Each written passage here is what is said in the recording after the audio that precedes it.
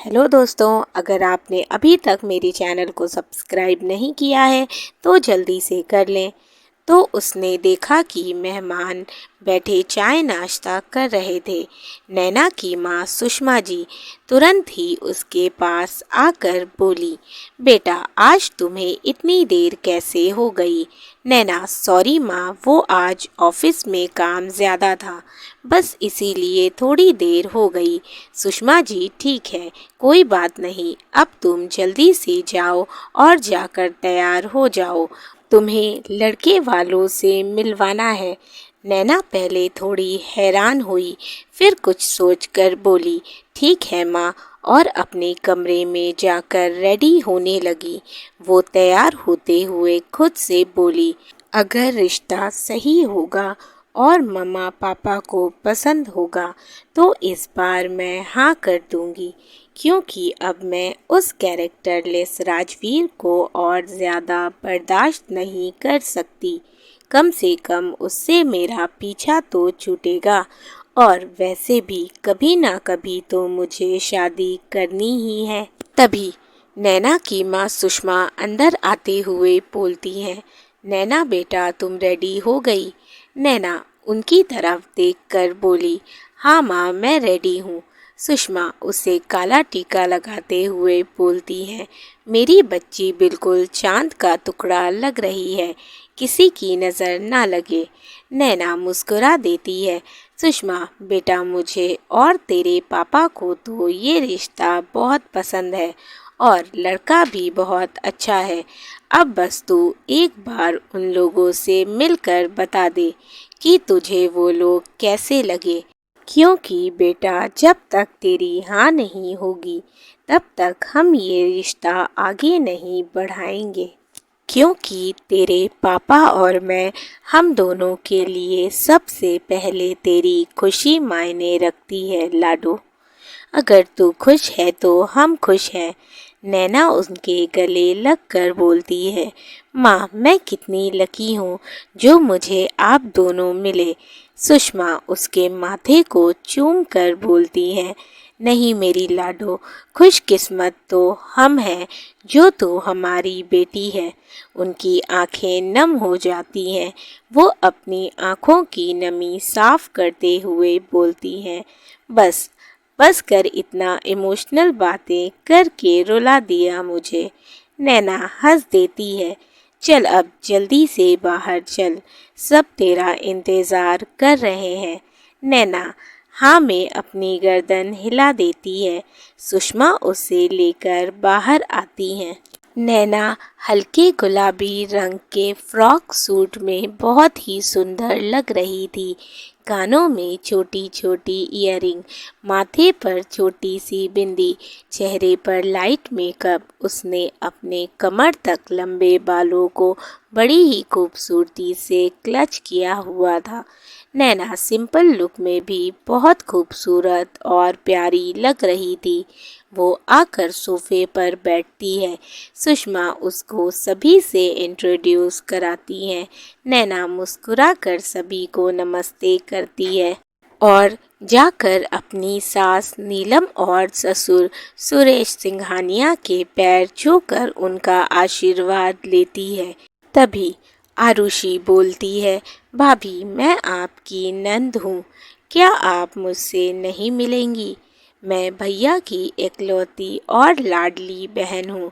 सभी उसकी बात पर हंस देते हैं। नैना भी मुस्कुरा देती है और प्यार से उसे गले लगा लेती है। नीलम प्यार से नैना के सर पर हाथ फेर कर बोलती हैं, सच में बेटा तुम तो बिल्कुल चांद का टुकड़ा हो। मेरे वीर के तो भाग्य ही खुल गए, जो इतनी प्यारी और सुंदर लड़की उसके जीवन में आ रही है। नैना जो अपनी पलकें झुकाए बैठी थी, वो उनकी बात सुन हल्के से मुस्कुरा देती है। नीलम मुस्कुराकर नैना के माँ और पापा से कहती हैं, बस समधी जी, अब तो आप जल्दी से शादी की तैयारियां शुरू कर दीजिए, क्योंकि हम तो बस जल्द से जल्द अपनी बहू को अपने घर ले जाना चाहते हैं।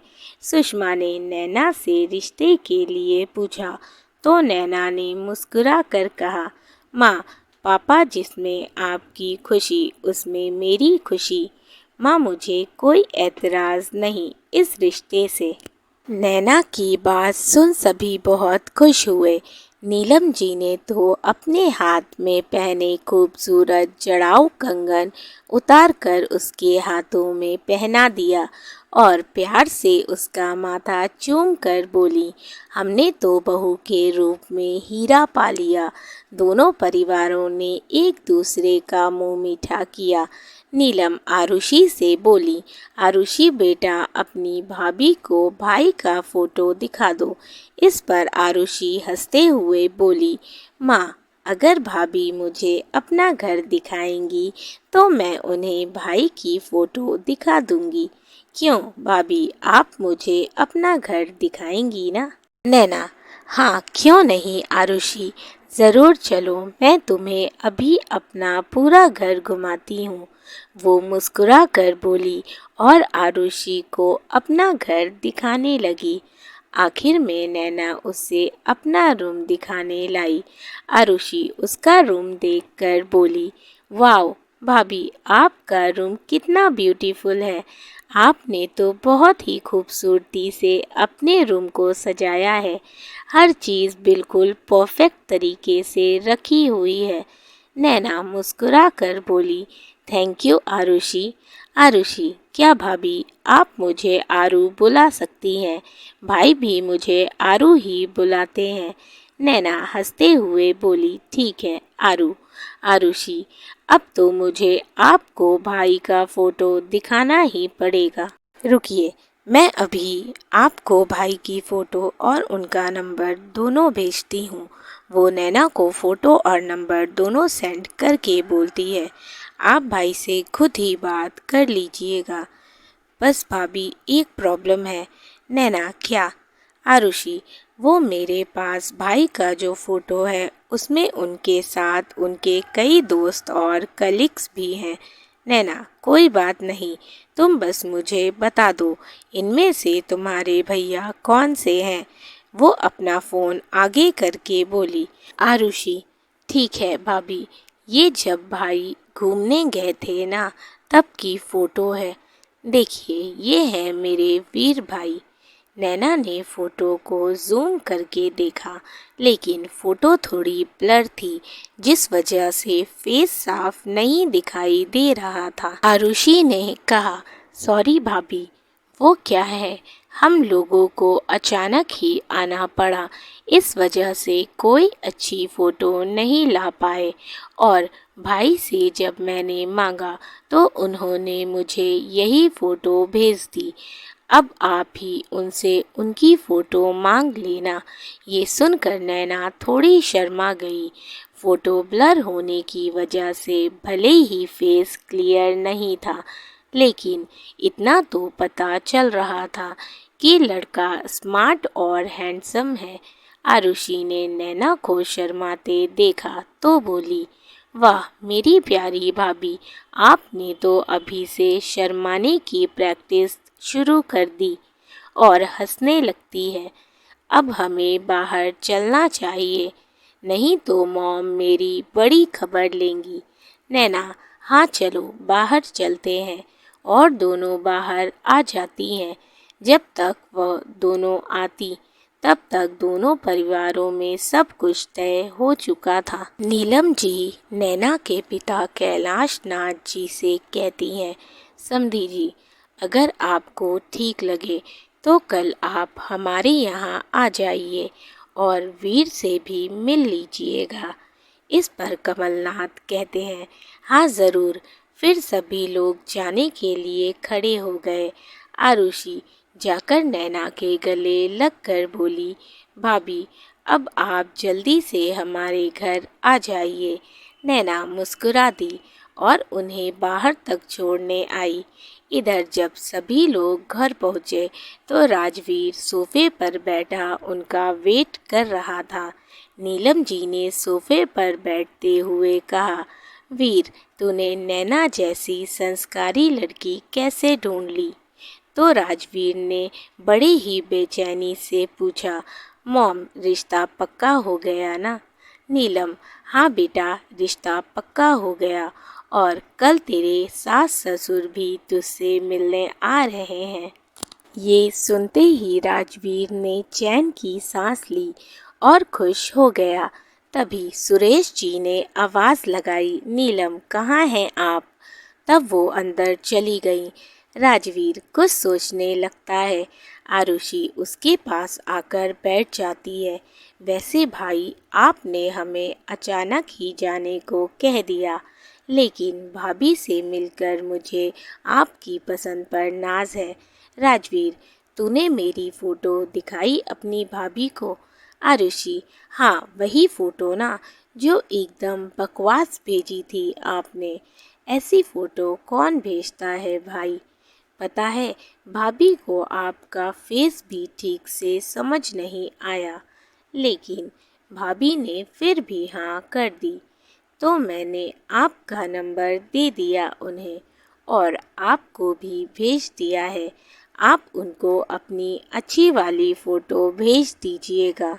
राजवीर ये सुनकर मन में बोला, मैंने जानबूझकर ही तो वो फ़ोटो भेजी थी जिसमें तुम्हारी भाभी मेरा फेस ठीक से ना पहचान पाए, नहीं तो वो तुरंत ही शादी से इनकार कर देती। अब तो उसे मेरा चेहरा शादी के बाद ही दिखेगा। तभी आरुषि ने राजवीर को हिलाते हुए पूछा, भैया, आप कहाँ खो गए? मैंने जो कहा है आपने सुना?